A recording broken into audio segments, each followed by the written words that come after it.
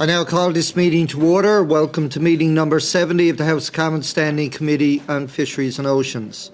This meeting is taking place in a hybrid format pursuant to the House Order of June 23, 2022. Before I proceed, I would like to remind everyone to address all comments through the Chair. In accordance with the committee's routine motion concerning connection tests for witnesses and for members participating as well, I am informing the committee that all tests have been completed and everyone is good to go. Pursuant to Standing Order 1082 and a motion adopted on January 20, 2022, the committee is resuming its study of foreign ownership and corporate concentration of fishing licences and quota. I would like to welcome our first panel of witnesses representing, and I might make a mess of this, but I'll try it anyway, the Institut de Recherche en Économique Contemporaine. We have Gabriel Bordeaux-Fauchier, researcher by video conference, representing the West Coast Wall Scallops. We have Melissa Collier, fish harvester, also by video conference. And representing the Vancouver Anti-Corruption Institute, we have Dr. Peter German, Chair of the Advisory Committee. Thank you for taking the time to appear today. You will each have up to 5 minutes for an opening statement, and we'll start first with Mr. Bordeaux-Fauchier. 5 minutes. Oui, bonjour, monsieur. Good morning, Chair. Good morning, committee members. As a researcher at the Institut de Recherche en Économie Contemporaine, I've been interested for over 3 years in the commercial fisheries and aquaculture sector in maritime Quebec from a regional development perspective. The sector is facing many issues, and I would like to thank you for inviting me here this morning as an expert to give my opinion on the matter of foreign ownership and corporate concentration of fishing licenses and quotas. In Quebec, the presence of foreign firms and funds in aquatic product processing is very real, but poorly documented.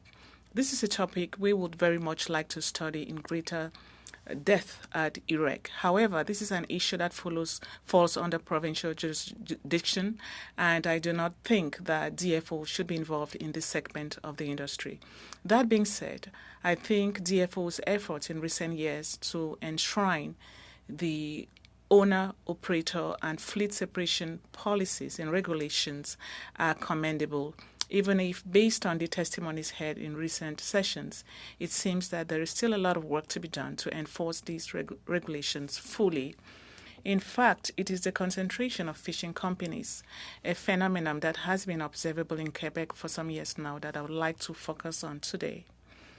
For over 10 years, I have presented data between 2012 and 2021.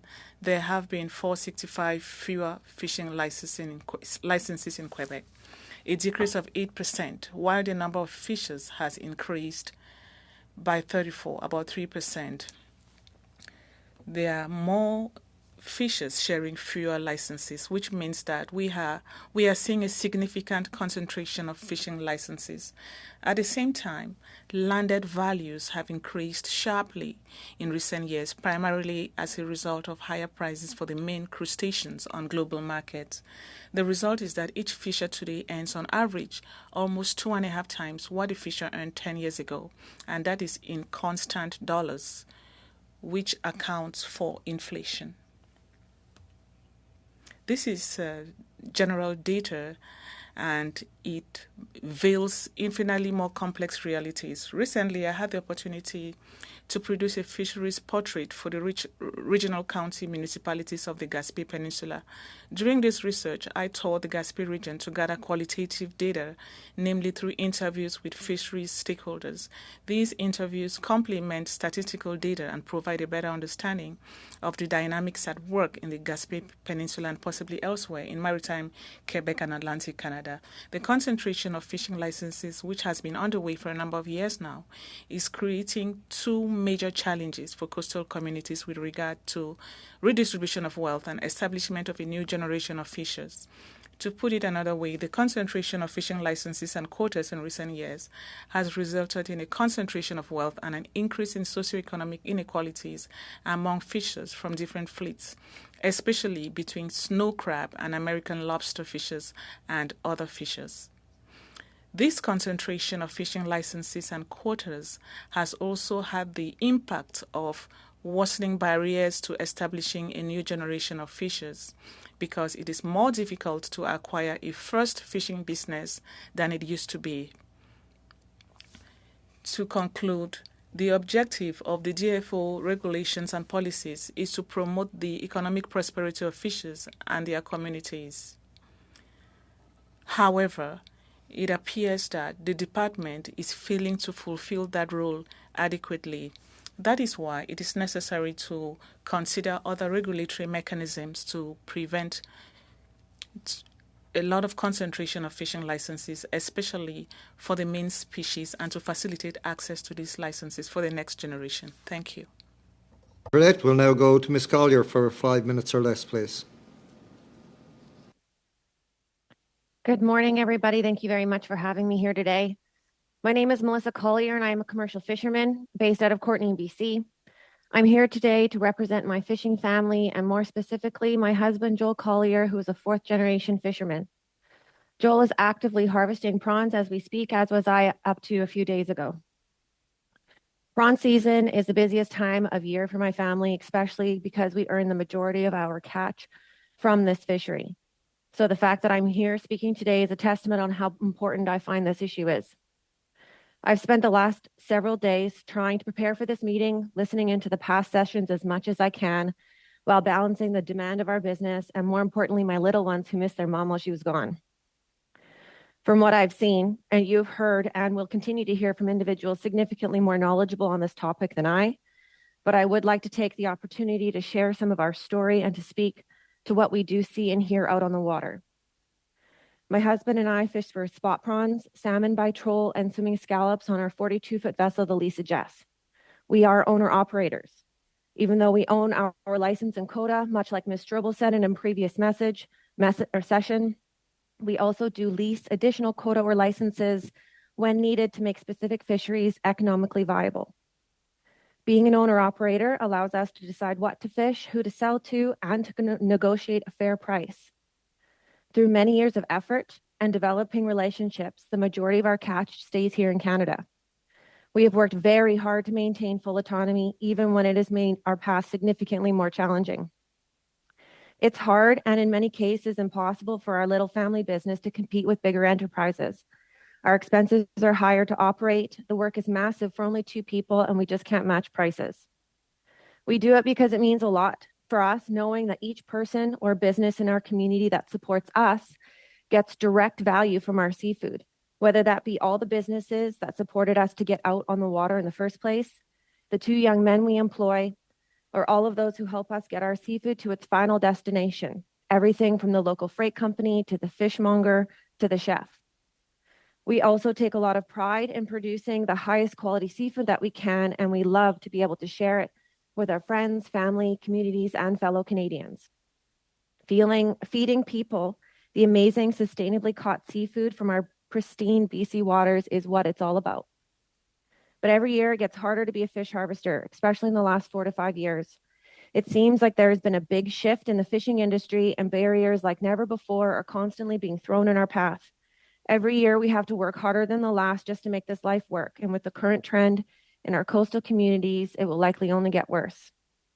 I've compiled a list of observations in hopes that it frames the issue, and I can elaborate on any of these during the question period if there's interest. We are seeing less and less owner-operators participating in the industry. We are seeing less boats tied up to the dock. We are watching multi-generational fishing families unable to pass their businesses down to their children. We have watched the fleet gray, which should be an opportunity for no fishers to enter and existing fishers to build their fishing businesses. Yet due to overinflated prices, the fact that the licenses are married or being outbid by larger entities and corporations, it's nearly impossible for independent harvesters to purchase these licenses.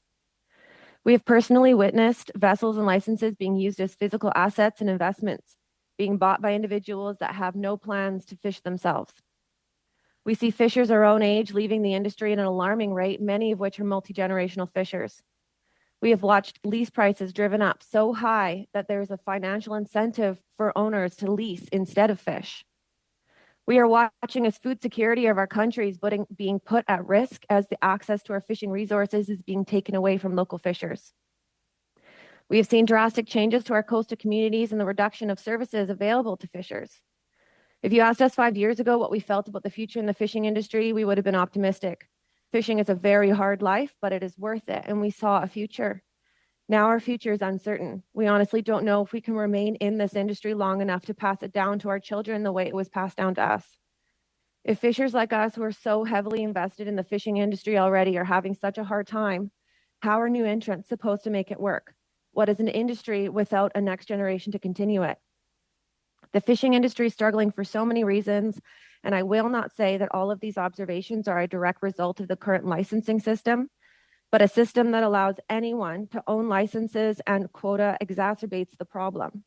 Access to and the income generated from fishing continues to concentrate into the hands of the few instead of flowing to the men and women actually doing the work in the coastal communities that they live and work in. And for those of us who do own and operate, we can't possibly keep up. We will be slowly squeezed out as fishing becomes less and less economically viable. Thank you very much. Thank you for that. We'll now go to Dr. Peter German for 5 minutes or less, please. Good morning, members of the committee. Bonjour, mesdames et messieurs. Good morning. Invitation to appear here today. By way of a brief introduction, the Vancouver Anti-Corruption Institute, VASCI, was established in 2021 in the wake of money laundering and other disclosures within British Columbia. It's an integral part of the International Centre for Criminal Justice Reform and is located at the University of British Columbia. We have a distinguished board of advisors, many of whom would be known to you. We are non-profit and do project work internationally, research and writing, host conferences and workshops. On a personal note, I'm a former Deputy Commissioner of the RCMP and of Corrections Canada. I also authored 2 reports for the Attorney General of British Columbia, now its Premier, entitled Dirty Money and Dirty Money Part 2. I do not profess any experience in fishing or the fisheries. Mine lies in the areas of money laundering, organized crime and corruption. The work of this committee is vitally important to Canada's fisheries, to coastal communities, and to individual fishers. As an addendum to the terms of reference that I received from BC's Attorney General in 2017, I was asked to review the issue of money laundering in the context of the purchase and sale of fishing licenses and quotas. We spoke to several individuals, reviewed documents, and included our findings in Dirty Money Part 2 at Chapter 5-1. It is worth noting that the linkage between fisheries, organized crime, and money laundering is a subject which has been studied internationally, including by the UN Office on Drugs and Crime. When you do not have a transparent ownership system in which the public is able to see who the ultimate beneficial owners are of fishing licenses and quotas, you are vulnerable to the involvement of state actors, organized crime, and money launderers. In our research, the high degree of concentration of ownership of fisheries, licenses, and quotas on the West Coast was alarming. Equally alarming was the high degree of ownership by foreign entities and non-citizens. We were advised that the top 4 visible owners of groundfish, trawl, halibut, and sablefish quotas were foreign entities or individuals, amounting to 50% of BC's quotas for those species. The move to a beneficial ownership registry in BC for land ownership and the federal government's recent commitment to a beneficial ownership registry for corporations reflect the importance of transparency. The same should apply to the fisheries. We cannot simply allow our fishery to be sold to unknown persons using unsourced funds. Which brings me to the money. Money laundering is the back office of organized crime and walks in tandem with it. How much, from where, and why are critical questions. We refer to 3 stages in a money laundering cycle: placement, layering, and integration. The intent is to obfuscate the paper trail. Virtually all countries have anti-money laundering laws. Few actively enforce them. In Canada, our record has been spotty, although Budget 2023 and initiatives in BC do offer hope, as does civil forfeiture in the provinces. Determining source of funds or wealth used to purchase licenses and quotas is incredibly important. Is the source of funds legitimate, Or are the fisheries being used as part of a broader attempt to invest money obtained through crime, or money avoiding overseas capital controls, or money evading taxes? Inadequate vetting of the source of funds entering our casinos led to the casino debacle in BC. With much stricter rules and thresholds now in play, the issue within our casinos has reduced dramatically. However, dirty money must be laundered, and it will inevitably move to areas of less resistance. We must also be alive to the fact that fish quotas and boat sales are not reportable to FINTRAC, Canada's financial intelligence unit. This is regrettable, as it eliminates an important source of intelligence for investigators seeking to ensure that the fisheries are not being used by organized crime. I will end by noting that solutions require strong legislation and cross-agency cooperation. However, there is no point in creating regulations if they are not enforced, or if those tasked with enforcement do not have the necessary skills and resources. Members of the committee, yours is a particularly important task. I thank you for your work, and I'm happy to answer any questions that you may have. Thank you for that. We'll now go to our first round of questions to Mr. Arnold for 6 minutes or less, please. I'd remind members to identify who your question is going to make it a little easier and smoother. Good. Thank you, and thank you to all the witnesses today. I'll start out with Mr. German, if I can. Thank you for appearing. You mentioned that there's a lack of accountability and spotty performance in Canada of enforcement. Where are the gaps in the enforcement? Where are the gaps in identifying? Can you help us identify that? Yeah, thank you, through the chair. A good question with a huge answer, and it's really a cross-party issue, and this is something that we've seen for years, despite governments. Money laundering is not one of those topics that tends to rise to the top of agendas. It does from time to time when there is some sort of an issue. But it has increasingly been receiving attention, certainly in British Columbia as a result of our casinos, but also nationally. We do not have a lot of systems that other countries do. For example, and I'll just pick on one, we do not have what's referred to as universal cash reporting, which means that all suspicious transactions from all industries have to be reported. Fisheries being an example, boat sales, auto sales, auction houses are not reportable to FINTRAC. So FINTRAC, our financial intelligence unit in Canada, receives it receives a lot of intelligence, but not from a lot of other certain segments of the economy where it should. And this is one of them. So that's just one example. Okay, thank you. Can you tell us how it might be possible to tie the foreign investment or money laundering to the purchase of vessels or licenses or other operations that would have control over the actual harvesters that may not own the licenses or own the quotas? Thank you, sir, through the chair. Really, it boils down to transparency, knowing who you're dealing with, and knowing where the money is coming from. And that's really what I was trying to say in my opening remarks. And that requires doing due diligence, no different than financial institutions do due diligence on who their customers are. We should be doing the same thing in terms of who's buying licenses and quotas. Thank you.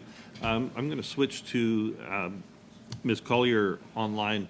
Thank you for appearing today, and it was great to visit your boat with your husband and see your operation a few weeks back. You explained I think a lot of frustration in what you're seeing with the harvesters in your area and so on. Have you seen any change, whether a positive change or a more concerning trend with the ownership of quota and licenses on the West Coast? Yeah, I think that in general, we've just seen a lot less owner-operators operating on the coast and a lot more people relying on leasing to be able to access licenses. And we've seen a lot of boats changing hands and not sure who is purchasing those boats and licenses.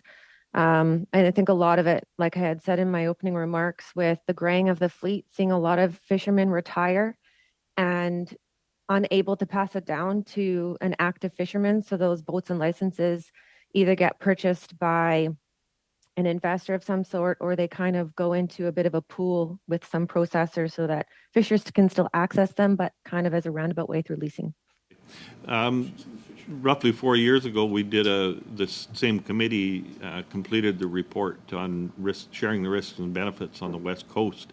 I think the indication that that study was done and that it was completed 4 years ago explains to me that this issue has been ongoing for longer than that time. It was obviously there before we started the committee. Have you seen any actions out of that report from 2019 that have improved the situation for harvesters in your area? No, the only action that I've personally seen is the beneficial survey that came out, which, as you've heard from previous speakers, seemed flawed. My husband had to fill it out twice because we're both vessel-based and a party-based licenses, actually 3 times due to technical glitches. But that's the only action that I've seen. Otherwise, it seems like some more studies or potentially research has been launched by DFO, but nothing tangible that is actually translating to anything on the fishing grounds. Okay, thank you. And to Mr. Bourgault-Fauché, if I pronounce that correctly, pardon me if I haven't, you mentioned that you've been providing data for over 10 years. How long has this been an apparent issue, and have you seen any positive change in the last number of years with the issue? Alors, peut-être pour préciser. To specify, the data that I studied are those provided online by DFO. I maintained the last 10 years because I didn't want to go far back because of issues having to do with compilation of the data, which sometimes changes at some point. So I looked at only the Quebec data. I cannot confirm that the phenomenon is similar elsewhere in Canada, but probably that is the case. Otherwise, if you go back more than 10 years, it's going to be more difficult and the data may not be comparable. Okay. Thank you. Thank you, Mr. Arnold. We'll now go to Mr. Hardy for 6 minutes or less, please. Thank you very much, Mr. Chair. Well, I could use double the time because there's so many questions. Dr. German, we'll start with you. Does money laundering almost exclusively involve foreign actors? No. Money laundering, most crime gives rise to proceeds of crime. That's why people commit crime. And that's certainly why organized crime commits crime. It's to make money. So we have domestic money laundering and we have foreign money laundering. It really depends on where the organized crime groups are coming from. Is there a problem with the fact that FINTRAC doesn't really apply to transactions with lawyers, and particularly between lawyers' trust accounts? It has been an issue for quite some time. I've been somewhat outspoken on it. Other countries, such as United Kingdom, and, well, actually many countries, the European Union, require that lawyers report suspicious transactions. In Canada, we have not gone in that direction. There's a reliance on law societies to regulate and also to provide that component. And the recent Cullen Commission sort of endorsed that approach. It's not necessarily what I agree with, but that is the Canadian approach.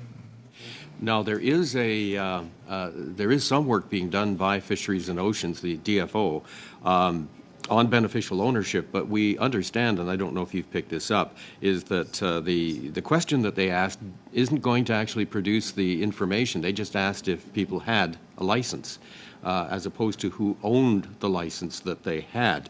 Have you had that reflection yourself, sir? Well, first of all, my involvement in fisheries is somewhat dated in that it relates to the work that I did in the dirty money reports, and it's funny how fast time moves along. However, the issue of transparency and beneficial ownership is you have to know not who the name of the company, but you have to know who is the beneficial owner of, let's say, a company that holds a license, and having the name of the lawyer who registered the company is simply not sufficient. So you have to go back to that individual who actually is what we refer to as the beneficial owner.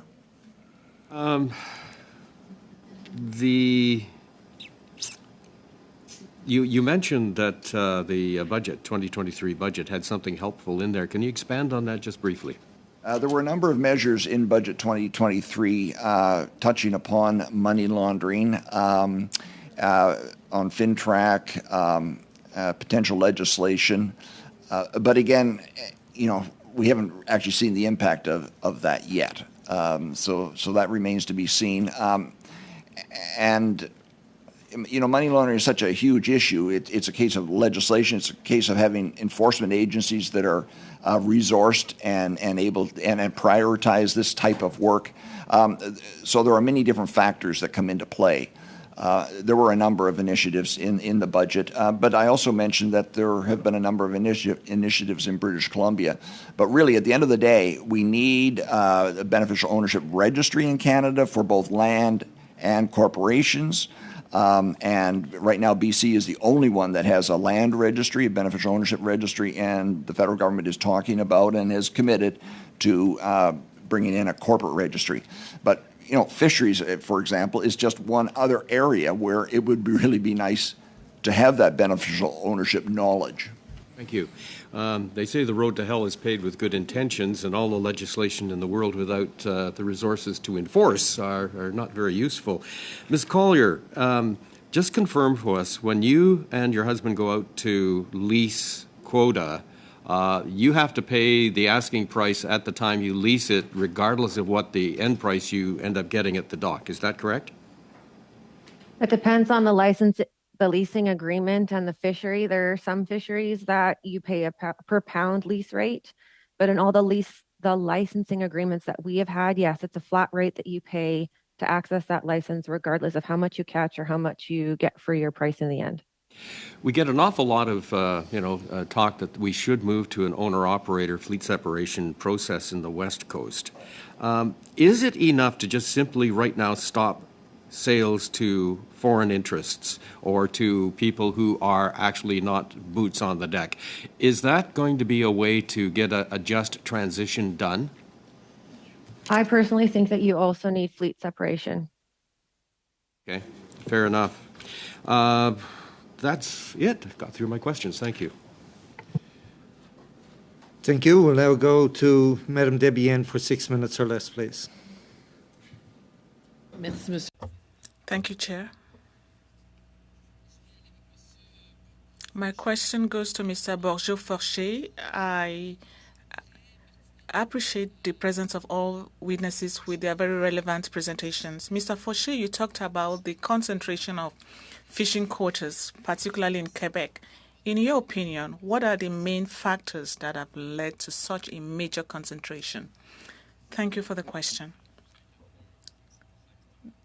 There are two main factors due to DFO policies.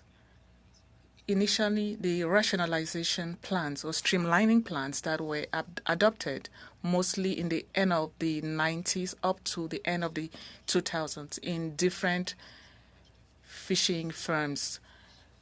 Old licenses were bought so that they could be put an end to and to improve the profitability of fisheries. And this is also what led to that. Another factor is the competitive individual transferable quotas, and this increased the value of licenses, and fishers were buying licenses from one another, and this is what has led to the concentration.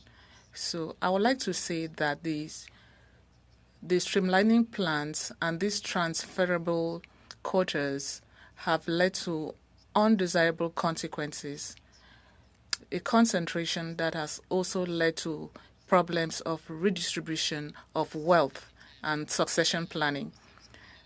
what concerns me a lot is that, yes, the system seems to be very vicious.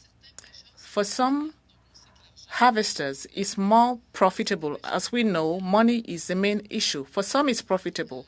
At the same time, we are sacrificing the next generation and access by communities to potential fishery resources. What is happening on the ground concretely? There's the concentration of wealth, and I'm basing my answer on the interviews that we did in the Gaspé region. We met harvesters there, and let's look at the global economic situation over the past 10 years. There was an increase in the price of main crustaceans. For example, North America, snow crab. So the global socioeconomic factors have affected our harvesters. And one of the effects is that revenue for our fishers increased as concentration increased. So harvesters in crustaceans did not have the same luck when it comes to the price of the species that they harvest. During the interviews that we conducted, it's clear that concentration of wealth is more visible between the harvesters. We can see this in dog equipment is disappearing. At the same time, some are more able to buy over others. So the luckier ones are able to buy the licenses, and this increases the concentration and reinforces the inequalities. And there are lots of obstacles for the next generation because of the increased prices in licenses, the concentration, the transferable individual quotas. So the younger fish harvesters are less likely to access all this because of the prices. So younger fishers have difficulty buying a first fishery unless you are from a family of harvesters who already have a license, or you are from a very rich family. So here again, this is increasing the inequalities that exist. Tell me, what are the solutions that you are proposing? I know you talked about communal licenses. Could you please explain what this could look like? There are several solutions being envisaged. I could come back to the communal licenses. But let me recall that the ownership regulations and all that plays an important role in Atlantic Canada to preserve the independence of harvesters and increase economic consequences. But the application of these resource regulations, let's not forget what others said before. So the application should be reinforced, and that's a problem now. To avoid major concentration of licenses is important to add some criteria to avoid this concentration. For example, supervising transactions, blocking abusive transactions, and there are other regulatory mechanisms that are being studied to guarantee better sharing of licenses and facilitate access to the next generation. So there should be preferential access to some licenses. Furthermore, I think that DFO should seriously study the possibility of providing communal licenses not only to indigenous communities, but also to other communities. This could be part of a pilot project in different communities, and this could be very interesting. I don't know if we still have enough time. We'll come back to that, sir. Now go to Ms. Barron for 6 minutes or less, please. Thank you, Mr. Chair, and thank you to our witnesses who are here both in person and virtually today. My first question is for Ms. Collier. I keep trying to pronounce things in English and French accents at the same time. It's so nice to see you here. It was nice to meet you at the Fishing for Communities event a while ago now. In your opening statement, you had mentioned that every year it's getting harder to be a fish harvester in particular in the last 4 to 5 years, and you were talking about barriers like never seen before. And I'm wondering if you could expand a little bit on the particular point that you made around you've watched lease prices driven up so high that there is a financial incentive for owners to lease instead of fish. Yeah, so I think the BC spot prawn fishery is a prime example of that. The BC spot prawn leasing prices the last couple of years have been between $40,000 to $60,000 to access that license. And at the same time in 2022, the overall coast-wide fleet catch of spot prawns was in half. So for that lease price to stay high while the catch rate is going down, it doesn't make a lot of sense. And at this point in time, if instead of fishing and going out and fishing myself, taking the risk of fishing and possibly not catching enough prawns, also taking on all of the financial burden of getting out in the water, my boat, my fuel, my food, with inflation, the cost of everything rising, packaging, paying my crew, etc., I could just sit at home and lease that license and earn that much money is incredible. And it's incredibly tempting to owners to access that, especially some of the folks that are getting older in their careers. Rather than taking that risk, you can sit at home, and having a system that actually incentivizes that doesn't make any sense. I firmly believe that if it were more fishers leasing to fishers, I think the leasing price would be more respective of what you could potentially earn from the fishery. Thank you. My next question again is back to you, Ms. Collier.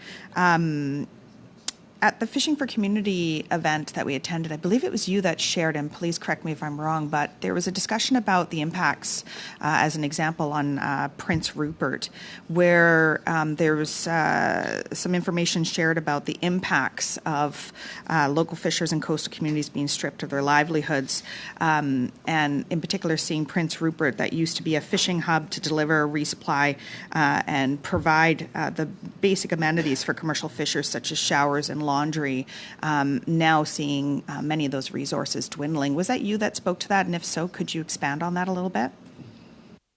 Yes, that was me that spoke to that. And it had to do with a reference of when my husband went up to Prince Rupert. It was in respect of off season, in the sense that there wasn't a peak salmon run or anything happening, but fishers now fish year round. So he was up there fishing halibut with his cousin. They went into shore, and they struggled to find basic services. The local plants were shut down for their facilities, their laundry and bathroom facilities, at the local plant as well as at the government wharf, due to a variety of reasons listed on their signs, including vandalism, the lack of salmon opportunities, the cost to run those facilities. So boats like ours, for example, that don't have showers on them, we're looking for those services. There are fishers talking online about other places within the community that you could try to access those services. But usually they were provided for the fishers at the docks. It also extended into some of the marine supply stores. The main marine electronics store is no longer there, so they weren't able to get a marine antenna. Even the local fishing gear store had converted most of their stock over to sports fishing gear. There was very limited commercial gear. So it's just showing you that the resources of fishers and having fishing income go elsewhere is clearly not bringing funds and bringing resources into the community, so much so that the entire community has changed and is no longer supporting fishers in their infrastructure the way that it once did.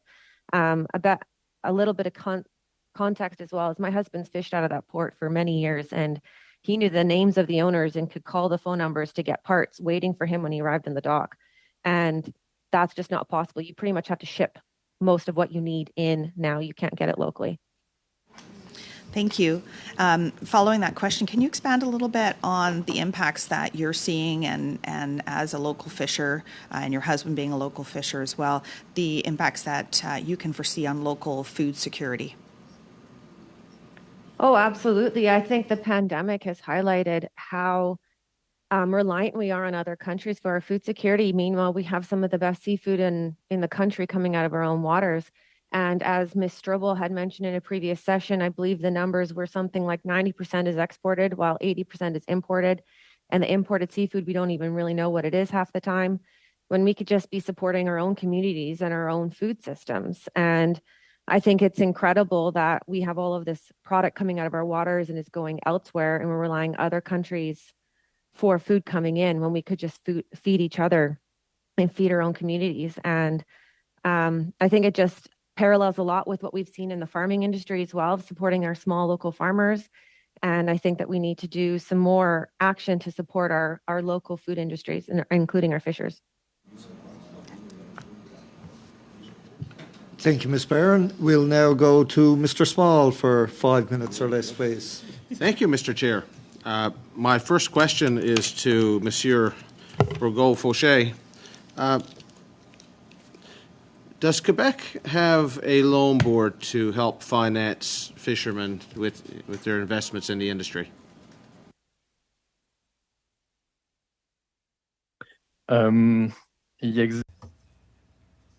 There are programs under the Ministry of Agriculture and Fisheries and Food in Quebec to support fishermen in buying fishing vessels.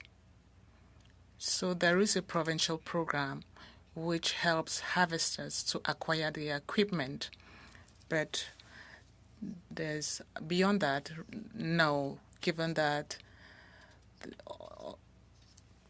when it comes to supporting harvesters, it's mostly the federal government. So there's nothing beyond that. Mr. Chair, question to Mr. Bourgault-Fauché again. So that loan board doesn't help finance buying licenses and quotas. Is that correct?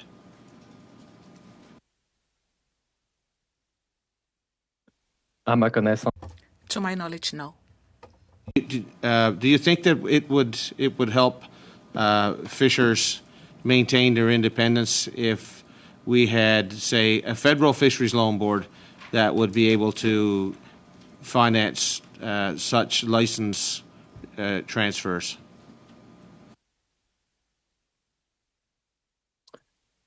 I don't know if what we need is a board to facilitate the purchase of licenses. We could envisage various regulations to supervise transactions to maintain the prices of those licenses lower, artificially lower than the market value, for example. So there are different mechanisms that could be considered. Maybe direct financial assistance through loans to the harvesters could be considered as well. I've got some questions here, Mr. Chair, for Ms. Collier. In the 2019 report, West Coast Fisheries Sharing the Risks and Benefits, there was a recommendation to have a fisheries loan board created. Has there been any movement towards that, to your knowledge? Not to my knowledge, no. But if you had such a loan board, would it help fishermen maintain the independence that you so seek? I think there's definitely potential for it. Currently, there's really only 3 ways to access a loan to purchase licenses. You either finance through your family, you finance through the very, very limited number of banks that will actually finance a fishing operation, or you finance through a processing facility, which then you are linked to that processing facility / fish buyer. So, in your opinion, Ms. Collier, do you think that the lack of such an institution leads to corporate concentration in fishing license ownership?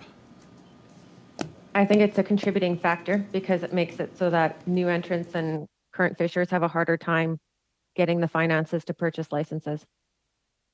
So, I also read through that report from 2019, I have it right here, where it mentioned that monies flowing into reconciliation initiatives are inflating quota prices.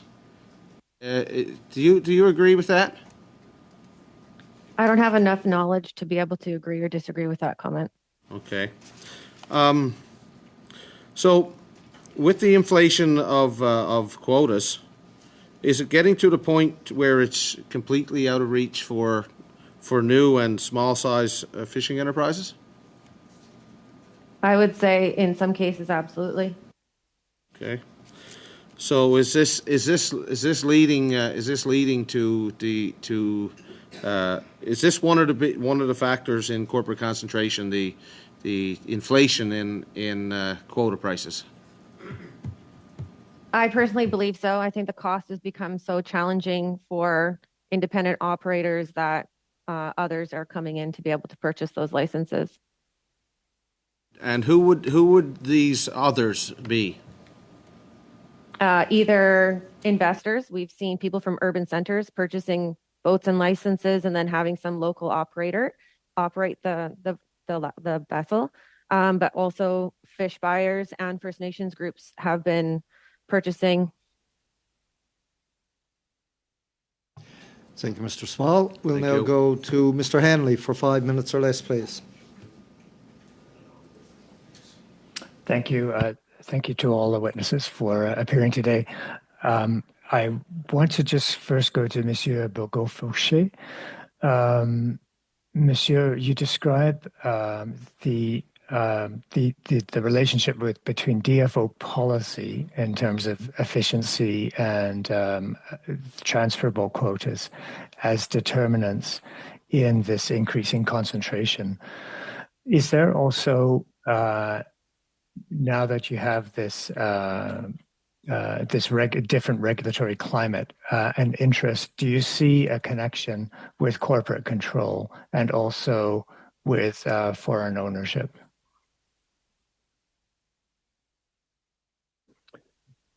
Il n'y a pas forcément de... There's really no direct link with foreign ownership, considering that the rules are the same for everyone, whether the investor is a foreign investor or a local investor. And at the same time, there are other policies protecting the owner, operator, and the separation of the fleet. If those regulations are well applied, individual transferable quotas will not really be a problem. Where there's a problem is that those quotas are transferable and it gives them a market value. And this is what we see in many states in the West. And this is creating a hike in the value of these licenses, which can be given to whoever makes a request. The individual transferable quotas have greatly increased the value of the licenses and has created this concentration where some richer harvesters have bought over licenses from others, and this has created a situation where the concentration has worsened over the past years. Thank you. Dr. German, you really have introduced a whole other area into these hearings, that of the role of money laundering and its connection to foreign ownership potentially. And you did say in response to Mr. Hardy's question that money laundering can be a domestic or an international phenomenon, but are you able to describe or document a trend in foreign ownership in fisheries and a connection to money laundering? Yeah, thank you. Through the chair, we did in our report refer to one particular example that was in the media at the time, and that was an individual who had purchased a large number of quotas and was also a whale gambler in our casinos. Now, that's not to say that this person was connected with organized crime. That's not a conclusion that we could draw, but I would refer you to our report if you're at all interested, and it is in freely available online. And we talk about this particular individual, his ownership of fisheries-related companies, and his involvement in the casino industry. But really, it's the unknown that you're dealing with when you're dealing with money coming in from abroad. And that's not just in fisheries, it's in other sectors. And we saw that in real estate. You know, where is the money coming from and what was its source? Thank you. And I have a minute and 15. I'm going to cede that to Mr. Hardy to continue. Thank you. Thank you, Mr. Hanley and Mr. Chair. Back to you, Dr. German. So we talked about the use of civil forfeiture. Is it fair to say that should target licenses, quota, and boats? I guess that's pretty much it, isn't it? Yeah, civil forfeiture is really a way of taking back money that individuals should not have in the first place, but there is no criminal charge involved. So, we do have a criminal code. We do have provisions in the criminal code dealing with money laundering, and those should be enforced. Unfortunately, we're seeing a spotty enforcement under our criminal code. As a result, the provinces have deferred to civil forfeiture. So if you can show that people obtained licenses through unlawful means, yes, you can use civil forfeiture. Ms. Collier, I want you to picture yourself as being 60 years old. I know that that's forever from now for you, but you're 60 years old today, you have those licenses, you have that quota. How would you feel about a transition to owner-operator that could see the value of your assets decreased quite significantly? Or do you think that that would happen? If I were 60 years old and an owner-operator, I would be looking at having my children taking over the business. So for the price difference in it, I wouldn't be looking to sell. I'd be looking at having my children continue on this lifestyle. So the value of being able to sell wouldn't be on my mind, not necessarily. Time's up. Mr. Hardy's gone a little bit over, actually. I'll catch you before you get a word out. I will now go to Madame Debian for 2.5 minutes, please. Merci, Monsieur le Président. Thank you, Chair. I'm trying to set my timer. Mr. Bourgault, Fourchet, I'm coming back to you. I'm sorry, I'm just trying to adjust my glasses. Let's come back to the licenses, the communal licenses. What should be the proportion of issue of those licenses for there to be a real impact on communities? And those who hold the licenses, are they hesitant? How do you see it? Well, maybe the communal licenses, maybe let me specify something. I am proposing to come up with a pilot project. So I think we should explore the question and study it more in depth. This is a project that has never been seen before except for indigenous communities. This communal license could put aquatic resources in the hands of the community, and they will be responsible for managing fishing activities, and they will be the ones to take business decisions for the interest of all. Fishing licenses cannot be sold. They are owned by the community. They cannot be sold by individuals, but the fishermen will be employed by the community and profits will be shared equally by all the parties, and there will be contracts that are prepared between the community and the harvesters, and the community will then decide where the profits are invested, either in developing the fisheries activities or elsewhere in the community. It could be in health, in education, in various public sectors, in road infrastructure, and in other things. Sorry? So does this mainly apply to indigenous communities? In other communities, do you already have services?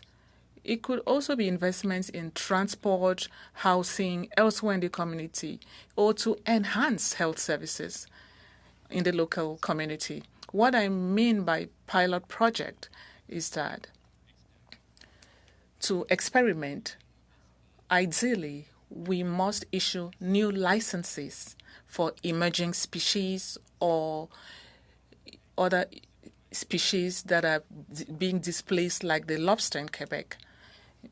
So use new licenses to avoid movement of the existing fleet. So these communal licenses could be the subject of regulations to avoid excesses, be it during the granting of contracts or during fishing, to maintain some proper management for it to work well. Snuck in almost an extra minute out of it there that time. We'll now go to Ms. Barron for 2.5 minutes, please. Thank you, Mr. Chair. My questions to Mr. German. Thank you for being here. A couple of questions that I have, and I'll try to get to them quickly. We had a previous witness talk about similarities between what we're seeing in the housing market, in particular in British Columbia, and what we're seeing in the fishing industry in particular, with seeing costs being driven up by speculation and foreign investments in the housing market. What are your thoughts on those similarities? Well, I see it as a similarity, quite frankly, Mr. Chair. And, you know, we've imposed certain requirements on foreign purchases of real estate in British Columbia and now federally. Why not do that with fisheries as well, at least for a period of time, and see if that is a significant issue? Thank you. You also spoke about the importance of transparency and us understanding who the owners are and so on are in fishing. I'm not sure if you're familiar with the survey that went out that has come up quite a few times in this committee, but the survey went out to license holders, and we know there's a difference between the license holder and the license owner, and I'm wondering if you have any thoughts around that and how it might impact the information that we're receiving and the efficiency of the information that we're receiving. Yeah, I'm not familiar with the survey. I'm a bit of a broken record. I would just emphasize again that shedding sunlight on an issue is the best way to deal with it, and that's the transparency issue. And in order to ensure transparency, you have to know who ultimately owns what. So that's really all I could say in response. Could you elaborate a little bit on what happens when we don't know who the owners are and perhaps some solutions? I know you're going to be reiterating what you've already said, but reiterate what needs to be done. Yeah, no, through the chair, that's precisely the issue we had with the casinos in British Columbia. People were filling out forms, and it just became rote after a while, and no one was really looking past the paper and saying, okay, let's delve into this. Where exactly did this money come from? What bank account? Can we trace this? And where is the ultimate ownership? And once you start doing that, all of a sudden the suspicious transactions plummeted. So, I don't see it really any different. And that's why the Attorney General at the time said, well, let's take a look at other sectors of the economy, because we also know that if you clean up one area, people are going to move in another, particularly if you're talking about investors. And these don't necessarily have to be the organized criminals themselves. These can be people somewhere in that chain. And it's not just organized crime money. It's also, as I mentioned, capital outflow. So lots of countries have currency controls. You can't bring money out of the country, so people try to bring it out through different investment means. And you've also got tax evasion money. Thank you, Ms. Barron. We got a little bit of time because we're trying to contact one of the witnesses for the next hour, so I'll go to Mr. Calkins for 5 minutes or less, please. Thank you, Chair. It's great to be back at Fish Committee, and Mr. German, saw you at Procedure and House Affairs not that long ago. I'm a little bit surprised to see you here under the same kind of conversation when it comes to foreign interference, even though Procedure and House Affairs is dealing with it from the perspective of elections. I guess I wanted to get you to elaborate a little bit more on the fact that you mentioned boat sales and FinTrack. Could you just elaborate a little bit more and give us an indication and any examples that you might have about people actually laundering money through the purchase or sale of boats? These are large fishing vessels. They're worth a lot of money. It would be quite the feat to be able to pull that off. How does that happen? Yes, I was at the Electoral Interference Committee, and I'm just responding to notices that I received. So I was actually pleasantly surprised to receive one from Fisheries. So the Attorney General and I have both referred to our system as really one of whack-a-mole. You try to regulate one industry to deal with the money laundering issue, and then it moves somewhere else. And that's why a universal system, such as they have in the United States, that all cash transactions over a certain amount have to be reported to their financial intelligence agency, to my mind, makes sense. We don't have that in Canada. So you have this whack-a-mole phenomena that organized crime will move, let's say, to luxury goods if things are difficult in casinos, or to cannabis sales. They keep on going. Now, With regard to boat sales, people laughed to a certain extent when we talked about money laundering through luxury cars. But then in our report, part 2 of Dirty Money, we looked at that phenomena and I think convincingly showed that organized crime was using luxury car sales to launder money. And it was during that examination that we realized that there were very similar parts of the economy where there was no reporting, and boat sales was one of them.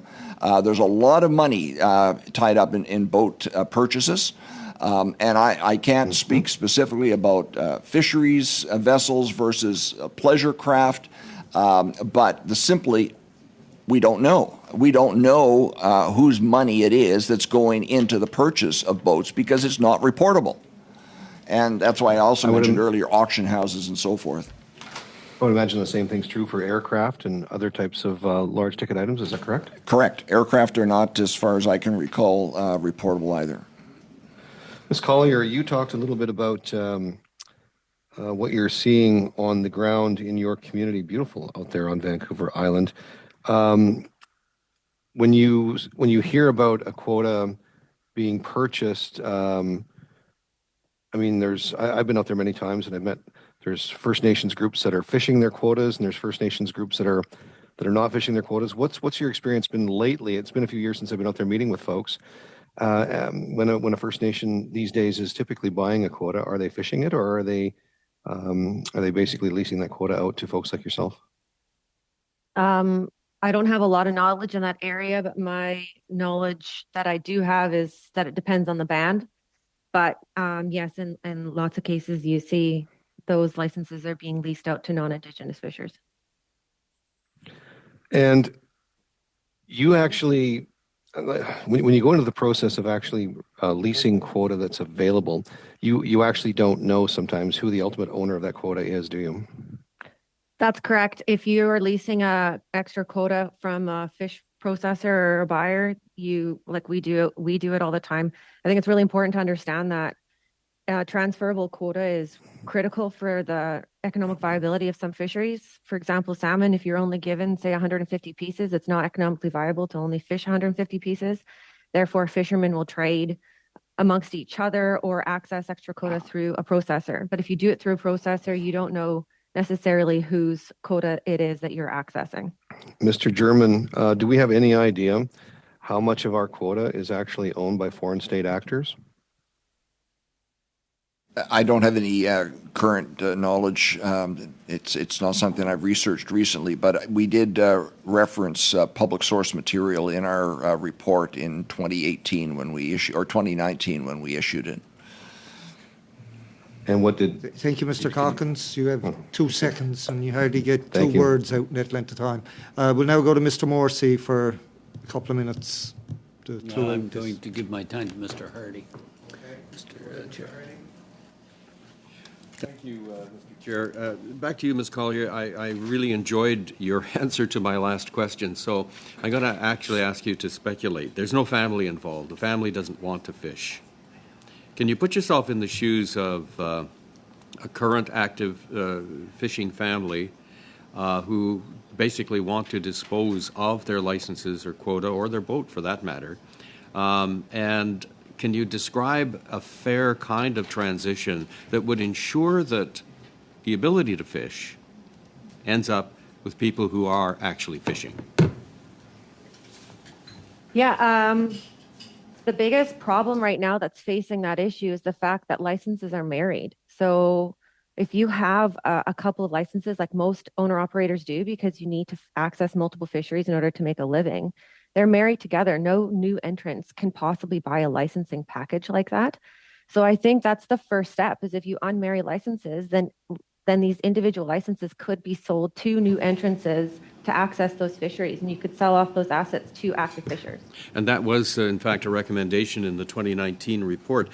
What would you say, the issue of a bank of licenses and quota has come up. What would you say to one that was basically run by the federal government, where the federal government is actually the one that sets the price and leases it out, or some kind of revenue sharing agreement? Would that be workable? I'm not too sure, to be honest. I'd have to really sit down and put some thought into how that could work. And I think I'd need a lot more information on the framework of how it would operate to be able to say whether or not I think it would access. I mean, the only thing I can even reference it now is some of the First Nation licensing banks. And just from hearing from other fellow First Nations, it's not working for them. So I'd be hesitant to sign on until I understand exactly how it would work. Very clearly getting to what everybody seems to agree is a better system, that is owner-operator and fleet separation. It may not be like unscrambling an omelet. We've used that analogy a few times, but you would have to agree, Ms. Collier, that it isn't necessarily going to be easy to keep everybody whole given the current situation. Absolutely not. I think it's going to be a substantial transition. And I think that's why a lot of people also talk about a Made in BC strategy because of the way our current system works. The process was going to have to be different than what happened on the East Coast. But knowing that they had a 7-year transition to help make that work, I think something like that could work here where you have a slow transition to help all parties involved. Thank you, Mr. Hardy. That concludes our first hour and a little bit of committee business testimony. I want to thank the witnesses who have appeared here in our first part of this particular meeting. I will say to them, if they want to stay online and be able to answer more questions, if anyone has any for them, they're more than welcome to do so. We do have one witness joining us in person for the second part of our meeting today. And we haven't been able to contact the other witness, and we've been trying since early this morning, so we'll have to get him another day. So we'll suspend for a couple of moments just to get things straightened out for the next session. Thank you.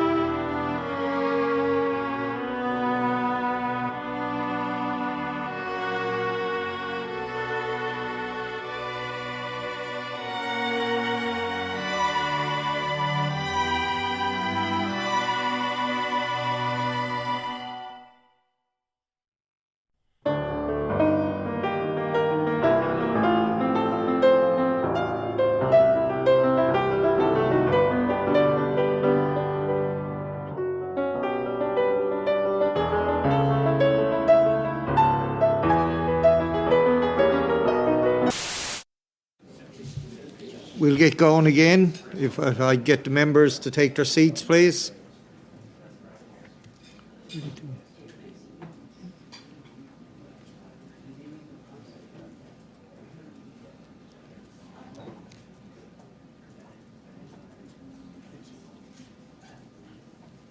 Bobby, are you giving me that look? Because, oh, no, okay. Mr. Williams? Is not here. Not here? He was No. here a couple minutes ago. Maybe he just stepped out to the washroom. Yeah, he just stepped out to use the washroom. Oh, okay. You're a bit too early on the job.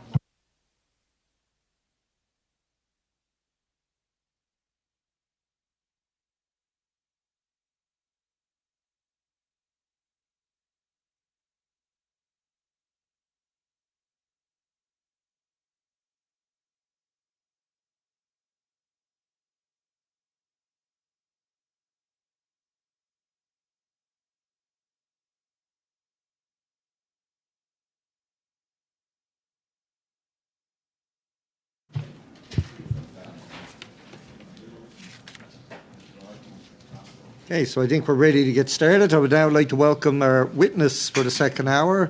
Representing the Canadian Council of Professional Fish Harvesters, we have Mr. Richard Williams, Research Director. For your opening statement, Mr. Williams, you have up to 5 minutes.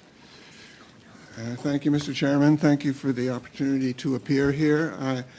I am the Research Director for the Canadian Council of Professional Fish Harvesters, which is a national human resources sector council for the fish harvesting industry. The comments I'm making here, however, are my own views and opinions. I've been working with the council since its foundation in the mid-90s, so we've been tracking economic performance and labor market, labor supply trends in the industry since that time. So I've been paying close attention to fisheries on both coasts and what's going on in them. I've provided you with a presentation that has some numbers in it about comparing the social and economic outcomes of the industries on the two coasts. I won't go into the detail, maybe we'll have time for discussion around that, but basically to say that fishing incomes in the fishery in British Columbia have grown since the Great Recession. We're using tax filer data here up until 2019, before the pandemic. After inflation, incomes in the BC fishery did improve, but only at about a third the rate of the East Coast fishery. The harvester workforce in British Columbia is the second oldest next to British Columbia, but much older than we'll see in the Maritimes. So we have an aging workforce and a paucity of young people coming into the industry. We have a situation where one of the most, when we look at landed value issues and so on, one of the things that jumped out of me from the numbers most dramatically was that in the Atlantic region, the total harvester income earned from fishing employment and contributing to local economies in the Atlantic region represents 37% of total landed value.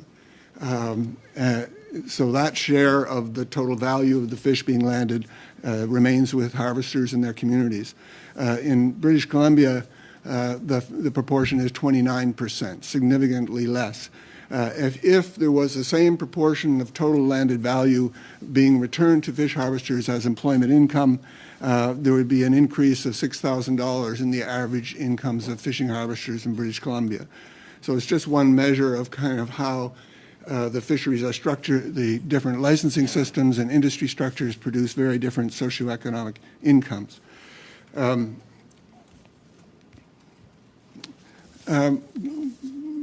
Mr. Hardy referred to the omelet, the famous omelet. I'll make the argument that we don't have an omelet situation here. We have a failing policy system that needs to be fixed. And questions I know have been raised in previous testimony about whether that can be done or not, or how can it be done. There is no cheap and easy way to do it. We're pretty far down what I believe to be the wrong road, and so there's no easy way to get back. But there are two simple, straightforward models that we can see in operation in other regions, other countries, for fixing it. The obvious one is the PIFCAF model, where DFOs, the minister issues licenses every year. The minister has the authority to simply say, over a fixed period of time, 7 years in the PIFCAF case, all those licenses have to be in the hands of working fish harvesters. And that sets in place a market process whereby licenses and quota will change hands. People who aren't working harvesters will have to find buyers at prices that buyers can afford, et cetera. The second option is a different ownership or license structure altogether, which we would see in Maine in the very successful lobster fishery, or we would see in the very, very successful small boat inshore fishery in countries like France, in Europe, where the licenses are not tradable commodities, where they are, the fish harvesters don't own the licenses, they have long-term use of them through either just granting procedures or leasing arrangements, et cetera.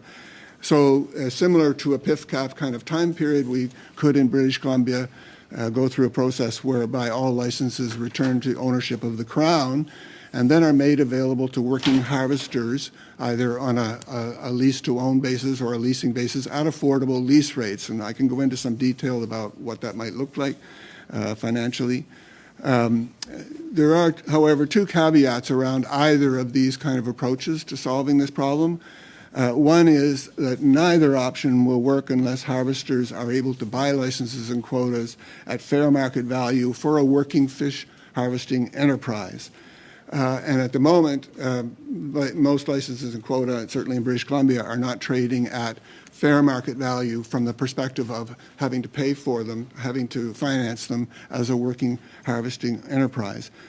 So some Thank form you, of a Mr. structure. Williams. We're gone over the allotted time, so we'll go to questions now. Hopefully any you didn't get to include will come out in the line of questioning. We'll now go to Mr. Small for 6 minutes or less, please. Thank you, Mr. Chair, and thank you, Mr. Williams. Mr. Williams, you mentioned the high price of licenses and quotas.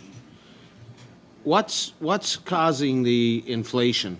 It seems like the inflation in the fishing licenses is one of the issues behind what's happening in terms of people thinking there's corporate concentration. But why are these licenses being priced so highly? I see this, I've been watching this for over 40 years. I see this a little differently from some of my friends in the fish harvesting industry and so on. I believe the biggest driver of license and quota price increases is the value of the fish in the water. That the rising global demand, the opening of markets, free trade agreements that we've seen over the last 20, 30 years has created a whole new fishing economy in which we now have fairly effective conservation regimes in most of our important commercial fisheries. And that means that the supply of fish to the market is not going to grow dramatically because we try not to threaten the sustainability of stocks. So we have a fixed quantity of product, generally speaking, some ups and downs, different species, but a fixed quantity of seafood that goes to a market in which there is rising demand, significant growth in the number of consumers and the willingness of consumers to pay for seafood becoming a high-quality food product, becoming a luxury food in many environments. We've all heard about the expanding middle class in China and all of these factors. So the fundamental is that the fish in the water is more and more valuable. That, in turn, has generated the interest of speculative investors to try to get control of an asset that's going to keep growing in value. And when you do take a long-term view, we're going through a tough year right now, and people can say, oh, we're in big trouble, et cetera, et cetera. But when you look at it over 20, 30 years, it's a really good investment to own access to a fish quota or a fish license, and anybody would want to do that if they're a smart investor. So the whole process of keeping licenses and quotas in the hands of working harvesters faces a whole lot more challenges than it did 20 years ago when people didn't see the fishery as a growth sector, et cetera. So it's a time in which I think we. So thank you, Mr. Williams. So in this report from 2019, sharing risk and benefits in West Coast fisheries, it was identified that loan boards would help new entrants and smaller harvesters gain better access to the fishery. But given what you've just said, do you think that would really be a factor if we had these loan boards? Would they be able to keep up with the inflation in these license prices? Well, the point I was trying to make there is that we have growth in the fair market value of the enterprise, and then we have amplified or inflated growth because of speculative interest in gaining those access. If we were to eliminate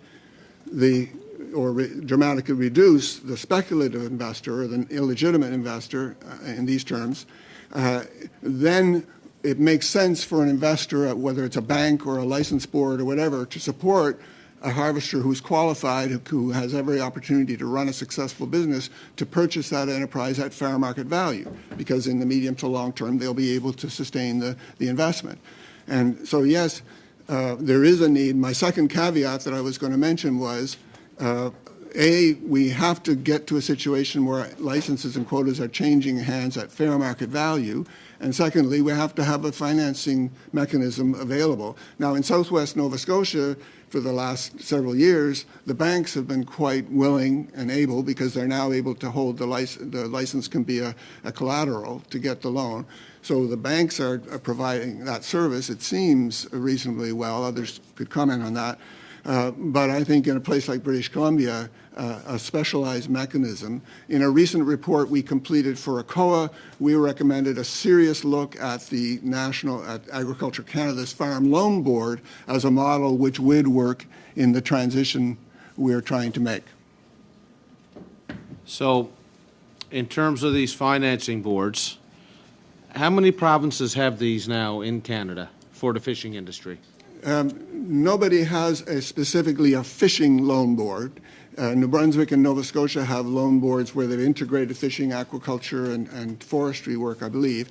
Newfoundland runs their loan support through their small business program, as does, I believe that's the case, and certainly PEI does that. So yes, the provinces have tended to merge these different loan processes. They still play a relatively small part in the financing of fishing enterprises. In New Brunswick, the credit unions are playing a fairly significant part.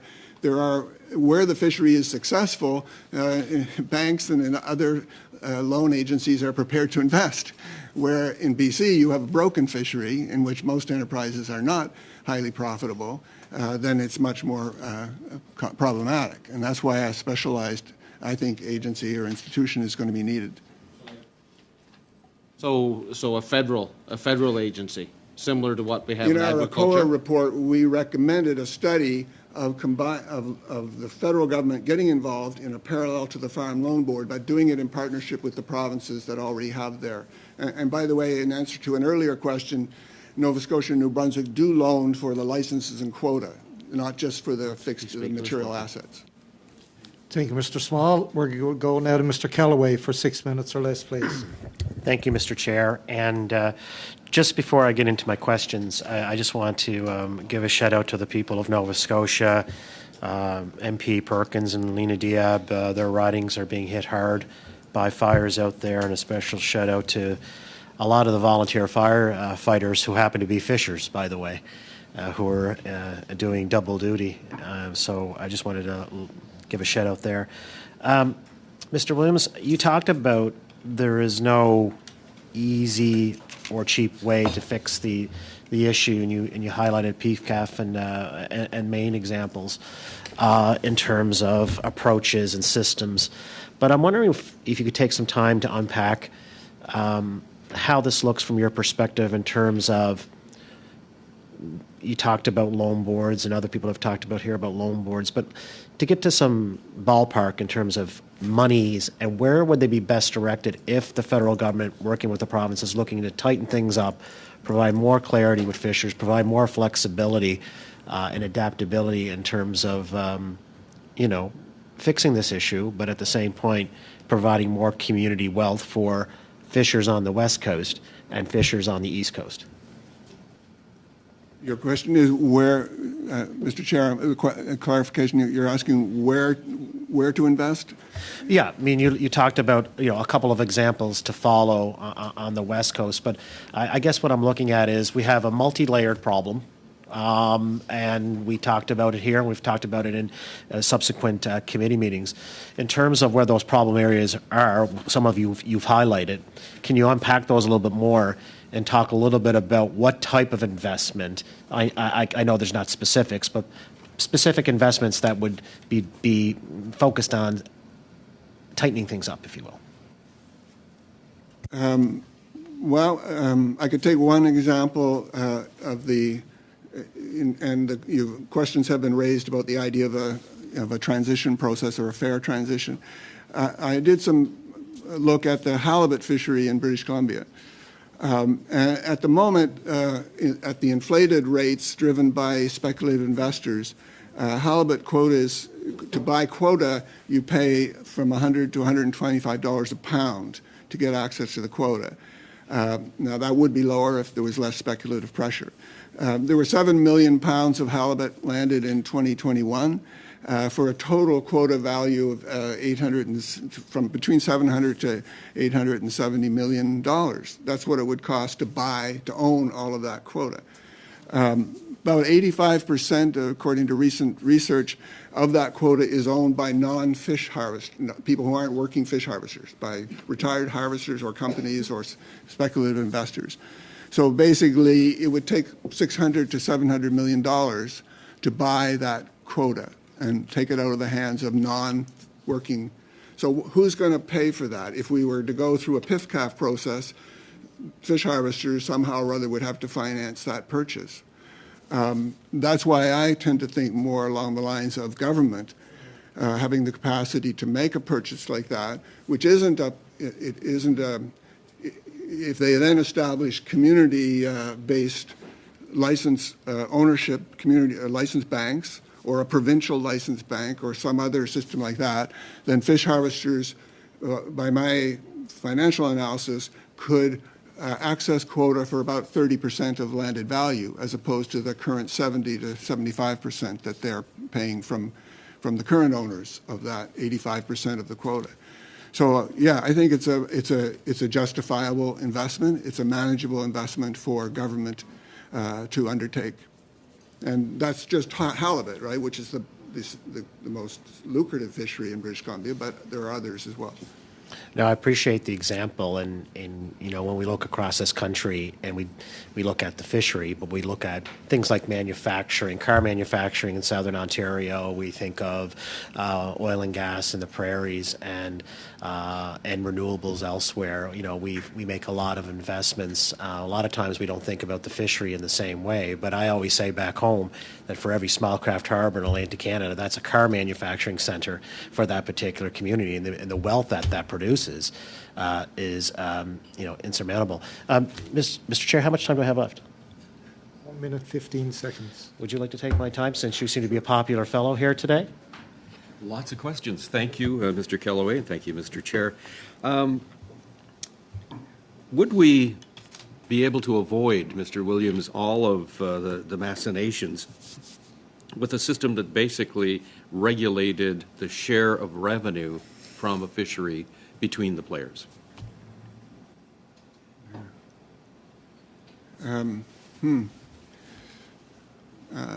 not sure how that would be done. I know there have been proposals for a fair sharing arrangement around leasing costs to try to bring leasing costs within, and they don't seem to have gotten anywhere. I'll leave that with you just to think, and maybe you can follow up with us as to how something like that might work.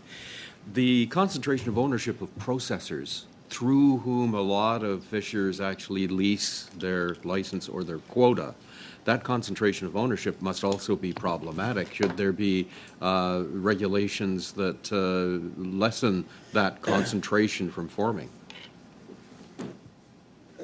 In my mind, the most meaningful and straightforward solution is simply fleet separation, right? And simply take ownership of license quotas away from processing, and not be involved in what proportion of the total fishery, particular companies should have, could have, et cetera. Again, in the Atlantic region, we have big companies, we have little companies, and little companies are able to do quite well there because they can have their corner of the fishery and their fish harvesters, et cetera. In British Columbia, we've just completed a research project in which we interviewed multiple working fish harvesters and also some small processors, and what we found was that it's a jungle out there. The small processors are competing just as there's a level of competition just to have access to fish for harvesters and fish to process for processors. Thank you, Mr. Williams. The bigger companies we've gone over that time. own more licenses. So we'll now go to Madame Debian for 6 minutes or less, please. Merci, Monsieur le Président. Thank you, Chair. I think we can come back to the witnesses who were here the first hour. Is that possible? Great. I'll come back to Mr. Bourgault, Fauché. If we were to look at the deadlines. If we don't act fast, what impact could the status quo have on food sovereignty and the coastal communities? Thank you for the question. I'm happy that issue of food sovereignty is being raised. What is called food autonomy in Quebec.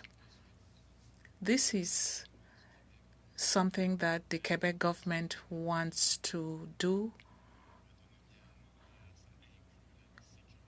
Food autonomy includes food security. I think Ms. Collier, our prawn harvester, mentioned that as well, the importance of considering aquatic resources in Quebec and Canada as food and not only as goods could have an impact to reduce speculation, particularly from foreign investors. So considering aquatic resources from Quebec and Canada as food that is there to feed the local population is something that should be considered by our government. And this requires another development model that is different from what we are seeing in Canada for centuries. At the Institute, it's considered an extractivist model. Mr. Oral Dennis, who is deceased today, was very active in the 21st century and talked about the economy of staples. And this is a model that was deployed for centuries in Canada. We saw this with the codfish, and today we are seeing it with shellfish in Atlantic Canada. And this is based on the massive extraction of 1, 2, or 3 species. And this is minimally processed and then exported. So food sovereignty or food autonomy requires this new development model. Do you believe that a reasonable deadline to get there would be what, in your opinion, to save the situation? From a socioeconomic standpoint and looking at the development of communities and from an ecological standpoint, we are seeing how ecosystems are being disturbed and this exploitation of specific species is not viable, and we need to act as quickly as possible. Maybe even from tomorrow, that's what we desire. In the next 10 years, I think that will be a success. Mr. Williams, you referred to communal licenses. And you talked about the idea of buying all licenses. In your opinion, is it achievable? And I would like to hear what you also think about that, Mr. Bogo. Is it being accepted in the harvesters' milieu? Is it possible? Being accepted. On the Atlantic coast, there would be tremendous resistance to the idea of the license not being an asset. So I think it could be considered in British Columbia in the short term as a transition, as a strategy, in a much smaller fishery that is not in as strong a position as the Atlantic fishery is right now. In a perfect world, I would see the Atlantic industry also considering this transition in a long-term basis. I'm very, very concerned with the continuing growth in the value of the license, how it will be possible in future to maintain an owner-operator fishery on the Atlantic coast. Because the cost of the value of the enterprise, the ability of people who grow up in the community as working crew to ever own an enterprise. We've seen fisheries in the United States where it's long past the point where a working fish harvester could ever become an enterprise owner just because of the value of the enterprise. So I would like to see a consideration of... I would like to keep 1 minute for Mr. Bourgault. In Quebec, could this be done gradually? Or we take only part of it to be transformed into community licenses? That's what I'm proposing. So we start by issuing new licenses. Clearly, some new licenses would be issued in the coming years. So to avoid disrupting the current order, those licenses could be communal licenses to test the model. What this does is that this would improve management in the locality and maximize benefits and also maintain them within the community. This could be an important lever for development to improve the redistribution of wealth, because here it's the community which will henceforth be responsible for wealth distribution and not the harvesters themselves. And this would also improve the situation for the next generation, because they wouldn't need to buy the licenses anymore because the license is now owned by the community. So that obstacle for purchasing the first license or first fishery will be removed. The end will now go to Ms. Barron for 6 minutes or less, please. Thank you, Mr. Chair. And welcome, Mr. Williams. Happy to see you here. Mr. Williams, I'm wondering if you can clarify some of your thoughts. When you were talking about the BC halibut example, and you were talking about 85% of quota being owned approximately by non-fish harvesters, and talking about the price to be able to pay that back. And I have heard from some, the thoughts that this is a public resource that's already overinflated. There's already been huge profits that's been made. Do you think that there's other alternatives that could be looked at that doesn't just include this is the exact amount that needs to be paid back considering those factors? I don't think any approach that didn't involve a fair compensation or people who've built up their fishing enterprises have invested a great deal, probably are carrying a lot of debt in British Columbia particularly. So I can't imagine a transition process that wouldn't follow a kind of a PIFCAF model where you allow investors to get a return and to be kept whole through the process. If you're thinking of some idea of expropriation or I can't imagine another model that would be acceptable at the industry level or at the community level. I'll stop there. Thank you for your thoughts on that. It is something that comes up quite frequently, so I was curious to know your thoughts. And so, but you do feel that it is quite affordable to have a repayment plan that does take into account the full amount despite those profits. And just to emphasize, when I raised the idea of a $600 or $700 million investment to take public control of the halibut quota, that's not an expenditure. That's setting up an asset which will then generate revenues to pay back the cost of the initial investment. So I think it's as a transition strategy for how to move it either into a permanent community ownership of licenses and quota, or a government-operated, like an arm's-length corporation or crown that could provide access to the fishery for people at the community level and so on. So it's not just an expenditure. It's an investment at the front end that gets paid back over time. I did do a similar analysis on the Atlantic lobster fishery, and there you'd be looking at $7 billion to take ownership of the current licenses at current average prices. So it's a different scale of enterprise altogether. Thank you. I wanted to make sure that you had a chance. I have a copy of your slides here, and I noticed on the last slide you go into details around the unintended consequences of a broken license policy delivering poor socioeconomic outcomes. I'm wondering if you can expand on that a little bit, because I do think this is a key piece to this discussion. Yeah, the minister now has, with the new Fisheries Act, responsibility for socioeconomic outcomes, or at least a power to consider those.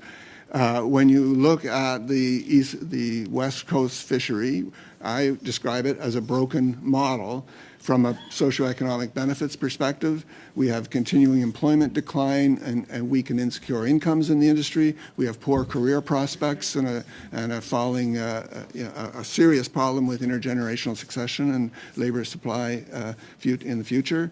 And we have coastal communities and First Nations that are losing population and economic viability. I describe the fishery as a growth sector everywhere, globally.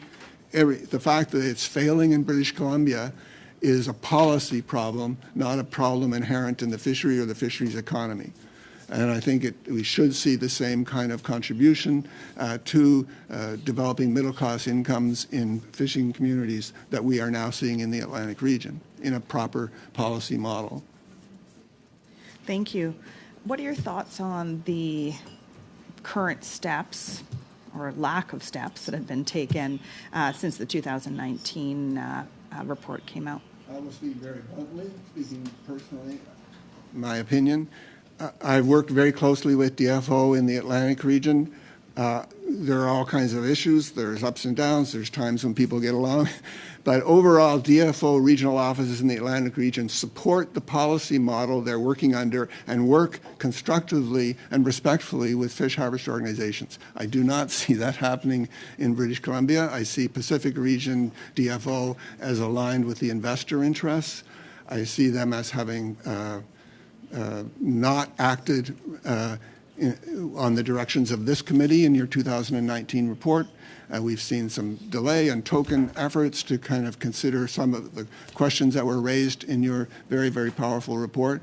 And I think that's a major barrier to moving forward on this issue, is that you don't have a working regional office that supports the policy direction of your government. And what are your thoughts on the, through the chair, of the survey that's gone out as a point to increase transparency? I agree with the observation that the question doesn't generate the answer that people were trying to get as to who actually controls licenses and quota in British Columbia. As I mentioned, we just completed a pretty intensive research into, at the enterprise level, how our licenses and quotas owned and controlled, and it's chaos in British Columbia. It's an unregulated system in which every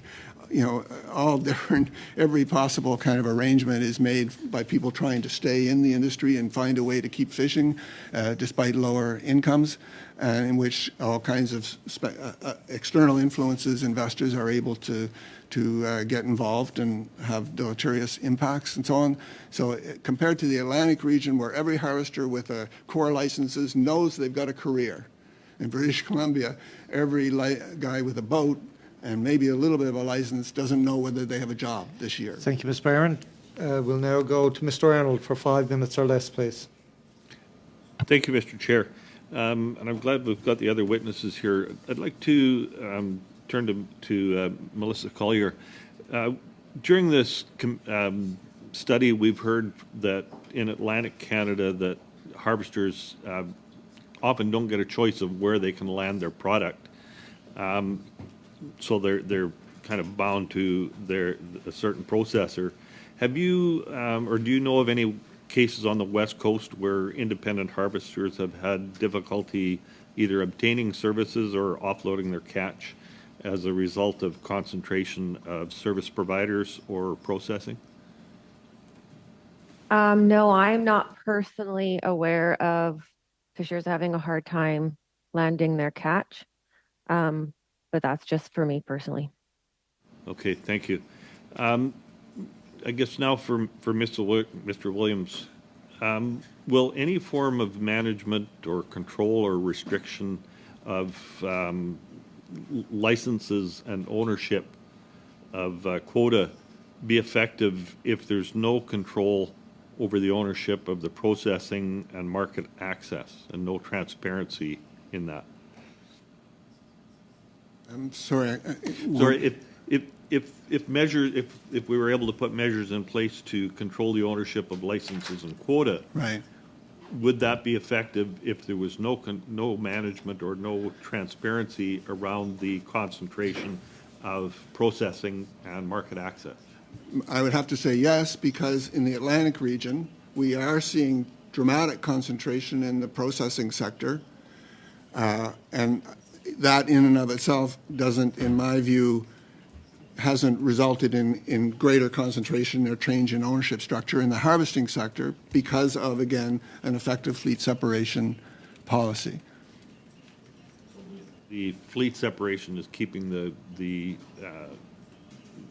is retaining the freedom, I guess, if you want to call it that, within the harvesters, the independent harvesters, you believe? Because that's different than what we've heard anecdotally here. Yeah, I think there are situations where, bigger companies are more aggressive in trying to find ways to influence or control how licensors are fished or where fish is sold, to whom, et cetera. So there are those relationships, but I don't think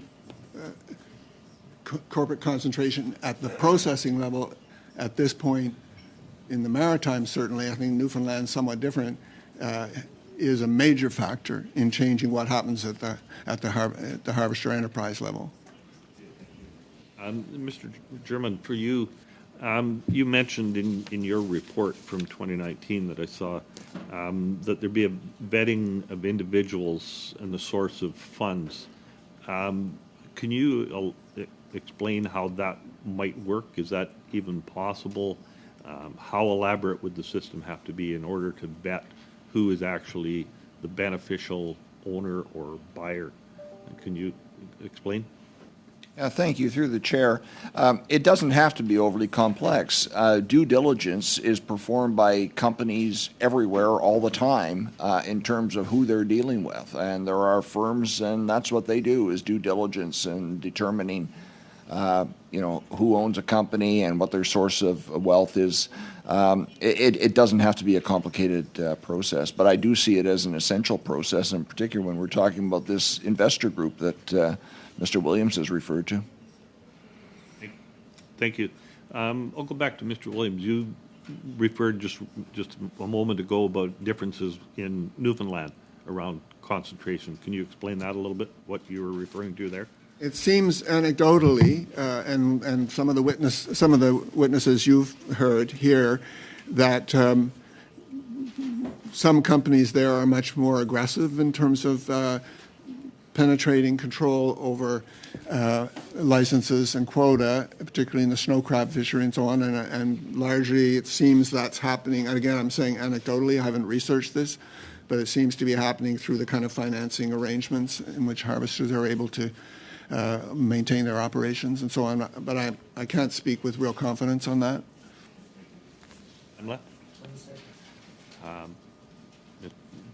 I guess just one comment, and I think Mr. Steinley would agree with this one. If this type of foreign ownership concerns was happening within our agriculture sector, I think we'd have possibly a lot bigger alarm bells going off. But it's concerning that it's happening here. Thank you. Thank you, Mr. Arnold. We'll now go to Mr. Cormier for 5 minutes or less, please. Merci, Monsieur le Président. Thank you, Chair. My question is for Mr. Williams.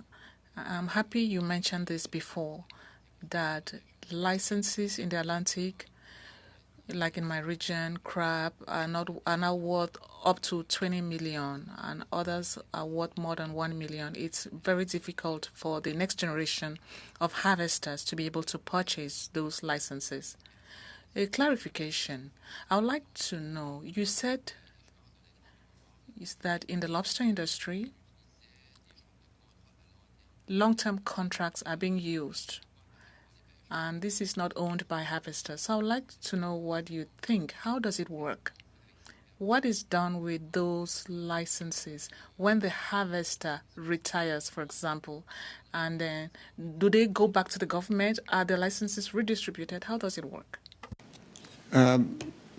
The licenses are redistributed. There is, in the French system, there is a list of qualified harvesters by seniority who've worked as crew, who've come up in the fishery, grown up in fishing communities, and when licenses become available, the next qualified person at the within a region or district has access to the license. So they have to pay license fees, and that maintains the overall system for sustaining the management of the administration of the licensing system, but they don't have to buy the license. And so because no one ever had to do that, it's not a barrier to people getting into the industry, so on. Okay, thank you. Mr. Chair, I will give the rest of my time to Mr. Hardy. Thank you, Mr. Cormier, and we'll... okay, I'm going to do a little bit of recommendation writing on the fly here. So we know that the DFO seems to have muffed that questionnaire. They didn't ask the right question to get the answer we needed. So what would you say if, on a particular day, we say, 1, no more sales to foreign interests, 2, all sales have to be done according to the beneficial ownership regime that should have been set up before now? Real simple. What do you think? I believe the UFAW, the Fishermen's Union in British Columbia, has made exactly that request to the minister, that simply it simply be the minister has authority over it. The minister issues licenses and has a significant amount of control over who they issue them to and therefore what should be known about the person they're issuing them to. So yes, on January 1st, 2024, as you propose, personally, I'm not a lawyer, but I can't imagine there would be a problem with doing exactly as you proposed. Okay. I want you to rewind the PIFCAF story a little bit, because my concern is that a lot of people who own license and quotas now, if there's a substantial change to the way the free market system is allowed to work, i.e. not so much a free market system, that they could be severely disadvantaged. Was that the experience in the PIFCAF process? Did people see their nest egg reduce in value just simply because the regime changed? I have never heard a reference to that. I'm not aware of any incident where someone came forward with an appeal to say this has, grievously damaged my economic interest. Again, the idea of the seven years was that there was sufficient time for people to recover their investment, to sell their license off without ending up in a negative position financially. So, as I say, I'm not aware of any considerations of the kind you mentioned. How much time do I have left, sir? How many? 50? Oh, good gracious, that's great. You look at the situation today. Somebody wants to lease quota. They go to a processor. The processor says, we can get our hands on this much quota. It's going to cost you this much. Wherever you get it, the dock, who knows, right? So it's like the old Tennessee Ernie Ford song, 16 tons, another day older and deeper in debt. You and I are old enough to remember that one, maybe a few others as well. How do we break that? We've talked about, the transition to an owner-operator, but getting there is still going to be somewhat difficult. The 2019 report suggested that everything up for lease, license quota, be on a board somewhere, and it's more of a competitive process, right? That willing buyer, willing seller. Could that kind of a system work even if the financing was done through a processor? Yeah, I don't think, I've not heard fish harvester leaders in our region challenge the idea that processors would be allowed to help finance the fishermen that fish for them, right? And that's a long tradition, as long as it happens within the context of not a controlling interest in the enterprise, not a controlling agreement. So I think, but to go back a step though in your question, I think your 2019 report absolutely nailed the right approach here, which is BC is so unique, the situation is so complex, in my view it's chaotic, that a full license policy review, a substantial engagement process, you're going to need a made in BC, and no expert can come in here and say, here's the pathway, here's exactly how to do it. You're going to have to go out and... Should we throw in the DFO in the mix? Thank you, Mr. Hardy. You're gone over. You're not sneaking any more time out of the day. We'll now go to Madame Debienne for 2.5 minutes or less, please. Merci beaucoup, Monsieur le Président. Thank you very much, Chair. I'll go back to Mr. Bourget-Forchy. You talked about transferable individual quotas and that it wasn't necessarily inadequate, but greatly increased the value of licenses and led to some concentration. What is the advantage of these individual transferable quotas then? The reason often given is that sea resources are kept by harvesters, and the harvesters are the ones managing the resources because of their desire to maintain the reproduction of stock. It creates some responsibility for the harvesters because the individual transferable quotas assigns a quota to a fishing license, whereas before there was competitive fishing. So maybe there's less a sense of individual responsibility towards those resources. So maybe that's the good side of the individual transferable quotas. The disadvantage is that it has increased the value of licenses and it has created high prices. Everything else being equal, these individual transferable quotas could be changed into communal licenses. Do you think? This could be one option. I think Mr. Williams did mention, and there's also a very high cost of buying over those licenses, and the harvesters could also be reluctant to do so. And that's why I'm proposing a pilot project which starts with issuing new licenses. We proceed slowly to see if it works well. Already we could rely on some experiences we've had with indigenous communities and learn from those experiences.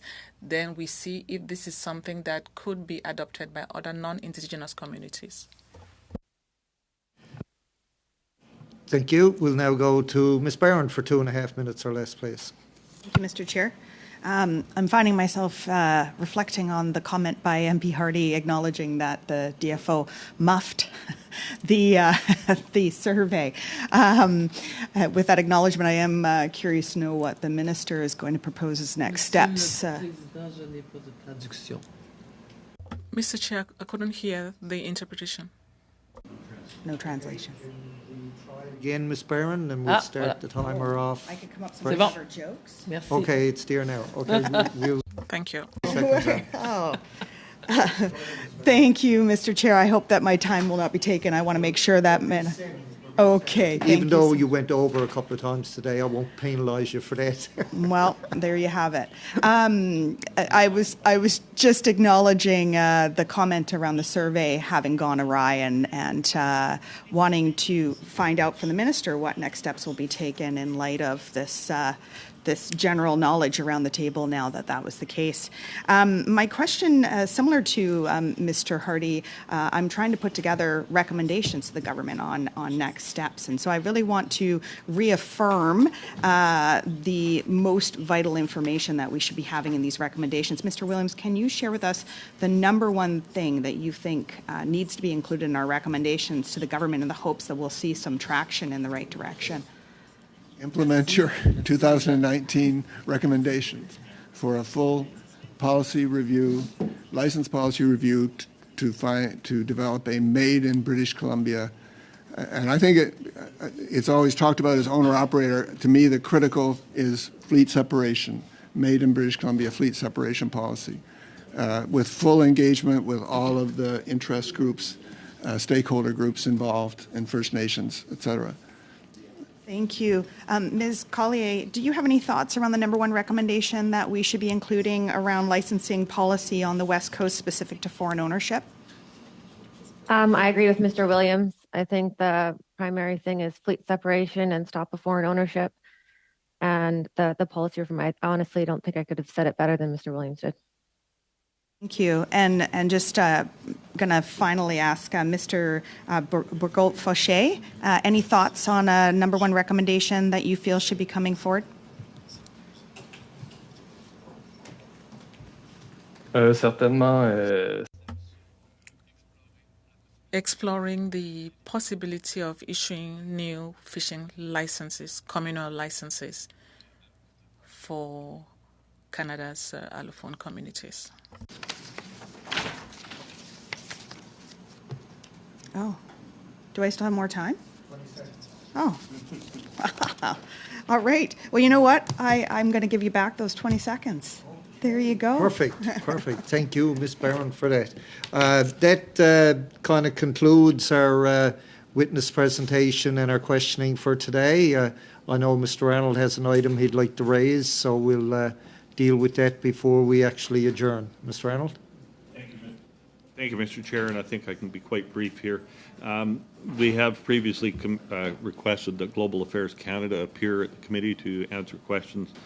During today's meeting, the clerk circulated a response from Global Affairs to the second request. In that response, Global Affairs did not agree to accept the committee's invitation to appear.